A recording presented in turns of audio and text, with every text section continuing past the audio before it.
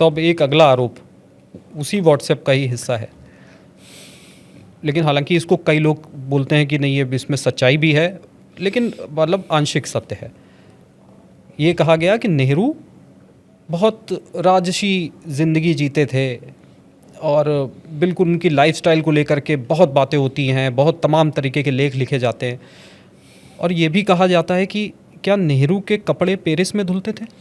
अब देखिए, इससे बड़ी मूर्खता कुछ हो नहीं सकती। नेहरू ने अपने जीवन काल में अपनी आत्मकथा में इसका वर्णन किया है कि इलाहाबाद शहर में एक लॉन्ड्री हुआ करती थी जिसका नाम था पेरिस लॉन्ड्री। तो जाहिर था कि अच्छी लॉन्ड्री थी।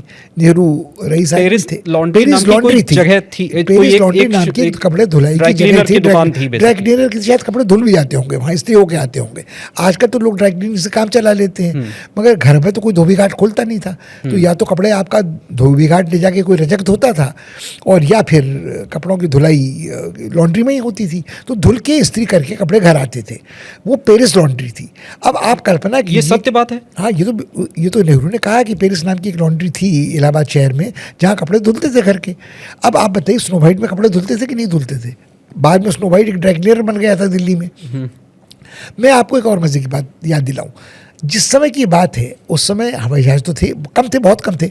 पानी के जहाज से 3-4 हफ्ते भारत से पेरिस जाने में लगते थे, वही 3-4 हफ्ते वापस आने में लगते थे। तो कौन आदमी क्या या तो नंगा घर में बैठा रहता था तौलिया लपेटे कि कपड़े धुल के पेरिस से आएंगे तब मैं पहनूंगा, और कौन ये मूर्खता की हद होगी जो कपड़े यहाँ से धुलने को पेरिस जाएंगे। हाँ, ऐसा ज़रूर हो सकता है कि एक आध बार जब नेहरू विदेश यात्रा, यूरोप यात्रा कर रहे हों, कपड़े कम ले गए हों और कपड़े धुलाने की नौबत आई हो, तो पेरिस की किसी लॉन्ड्री में एक आध बार उनके कपड़े धुले हों। मगर पेरिस में कपड़े धुलने का आख्यान जो है वो तो उससे अधिक कोई अक्षम्य मूर्खता कहीं नहीं है। इससे तो जितना खर्चा आएगा उससे तो बेहतर है कि नेहरू नए कपड़े ले लेते। नहीं, मान लीजिए ये भी हो कि खर्चा नेहरू कर सकते थे, मगर कौन अपनी ऐसी नुमाइश लगवाएगा कि कपड़े धुलने वहाँ जा रहे हैं और हम तौलिया लपेटे बैठे हैं और हमारे कपड़े जब तक वहाँ से धुल के नहीं आएंगे हम पहनेंगे नहीं। और आपने सही फरमाया कि कोई ना कोई, मगर फिर आप ये कहेंगे कि वो कपड़े भी उनके सिलते वहीं थे। तो उस ज़माने में जो आदमी पैसे वाला होता था उसके कस्टम टेलरिंग कपड़े घर पे सिलते थे। हाँ, जब मोतीलाल नेहरू जी को दरबार में जाना तो उनको उस नए फैशन के कपड़े चाहिए जो दरबार में वहाँ बेहतर सिलते थे। ये जो आपने अभी बताया कि जो इसका जवाब नेहरू ने दिए, तो ये 1934-35 के आसपास जब उन्होंने अपनी जीवनी लिखी है, माई स्टोरी, तो उसमें उन्होंने क्या लिखा है मैं वो एक बार बताना चाहता हूँ। उन्होंने लिखा है कि मेरे बारे में ऐसी बातें कही जाती है कि मेरे कपड़े पेरिस में धुलते थे।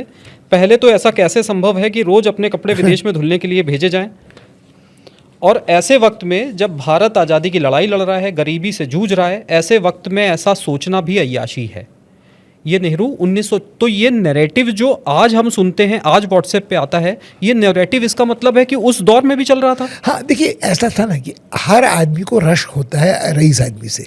अगर मैं साधन संपन्न नहीं हूँ, अगर मैं अपने कपड़े को लॉन्ड्री में नहीं धुलवा सकता हूँ, मुझे खुद धोने पड़ते हैं कपड़े, अपना कच्चा बनियानी खुद धोना पड़ता हो, और मुझे साबुन रगड़ रगड़ धोना पड़ता हो, मुंदरी से पीट पीट कर उन्हें साफ करना पड़ता हो, और फिर अगर इस्त्री कराने के पैसे न हों तो उनको रात को बिस्तर के नीचे बिछा के आप सो रहे हो और लोटा उस पर फिराकर इस्त्री का भ्रम पैदा कर रहे हो, तो मुझे तो रश होगा ही ना कि आपका कपड़ा कलफ लगा है और अच्छा खासा इस्त्री किया हुआ है, तो आपको थोड़ा तो इश्क होगा कि आदमी इस पे पैसे खर्च कैसे कर सकता है। नेहरू को किसी ने कभी सलवट पड़े कपड़े पहने नहीं देखा होगा। वो तो गांधी जी की अदा निराली थी कि वो लंगोट नुमा धोती पहन के चलते थे, और तो शेरवानी और एक अच्छी, नहीं, नेहरू शेरवानी 24 घंटे तो नहीं पहने रहते थे। नेहरू भी चूड़ीदार पजामा। तो देखिए, एक उर्दू का शब्द है जामा जेब।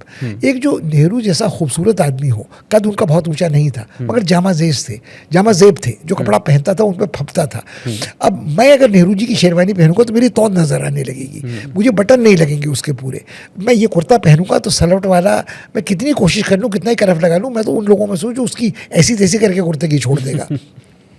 तो लोगों को बुरा लगता था कि नेहरू की चूड़ीदार पजामा भी अच्छा फपता था, और नेहरू जब जैकेट पहनते तो उनके नाम से जवाहर जैकेट मशहूर हो गया, जो पहले कुछ और जैकेट कहलाता होगा, आज कुछ और जैकेट कहलाता है। मगर जवाहर जैकेट इसलिए था कि आदमी वो एक सदरी पहनता था तो वो भी फपती थी, और कलफ लगा कुर्ता। मेरा सवाल आप थोड़ा अलग है। मैं ये कह रहा हूँ कि ये जो आज हम नैरेटिव देखते हैं, इसमें तो एक पक्ष ये कह सकता है कि भाई ये एक पॉलिटिकल नैरेटिव है, उनको बदनाम करने के लिए कह देते हैं नहीं, आज के लिए। मगर जब आप लेकिन पुरानी ये बात कह रहे हैं- 1930 के दशक में, मतलब नेहरू 34 में लिख रहे हैं, इसका मतलब ये नैरेटिव उनको राजनीति में आए हुए 10-12 साल हुए हैं, तब से ये नैरेटिव नहीं है। तो मेरा उत्तर अभी भी वही है कि आज तब से लोग नेहरू से रश्क करते थे, उनकी शख्सियत से रश्क करते थे, उनके पैसे से रश्क करते थे। उनको लगता था कि ये आदमी चैन से रह रहा है, और अगर चैन से नहीं रह रहा है तो लोग प्रशंसा कर रहे हैं कि साहब देखो ये आदमी रईसी से रह सकता था, ये गरीबी में रह रहा है। मगर नेहरू गरीबी का ढोंग नहीं रचा रहे थे।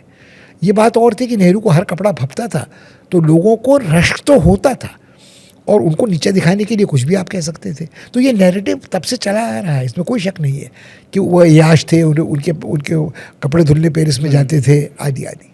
लेकिन ये भी एक जो उनके प्रशंसक हैं, कई बार वो भी महिमा मंडन करने के लिए नेहरू को कि अरे इतना बड़ा आदमी है, देखो हमारे बीच में बैठा हुआ है, हमारे खेतों में खेल रहा है, ये तो ऐसा हुआ करता था। ये जो महिमा मंडन की कहानी है, कहीं वही महिमा मंडन होते होते होते होते ये नैरेटिव तो नहीं बन गया? नहीं, देखिए, जो नेहरू का महिमा मंडन करते थे, यदि वो चाटुकार थे और इस कारण नेहरू के पास आना चाहते थे। नहीं, मैं आम जनता की बात कर रहा नहीं, हूं। देखिए, आम जनता हमेशा प्रशंसा करती हो ऐसा नहीं है। मुझे निराला की वो कविता की पंक्ति याद आती है कि एक जलसे में बड़ी घोषणा के बाद नेहरू नहीं पहुंचे, तो निराला ने दो ठूक कहा कि ना आए वीर जवाहरलाल, और उन्होंने कुकुरमुत्ता और गुलाब नामक कविता भी लिखी।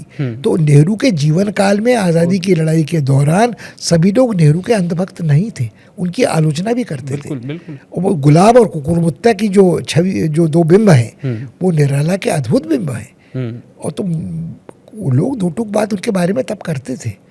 मगर ये नैरेटिव, मतलब जो आपने कहा ना कि कई तरह के नैरेटिव समाज में कई बार चलते हैं, हर समय चलते हैं। हम उसमें से किसको ग्रहण करते हैं, किसको बिना आलोचना के ग्रहण करते हैं, किसको अंधभक्ति में ग्रहण करते हैं, ये हमारे अपने ऊपर निर्भर करता है।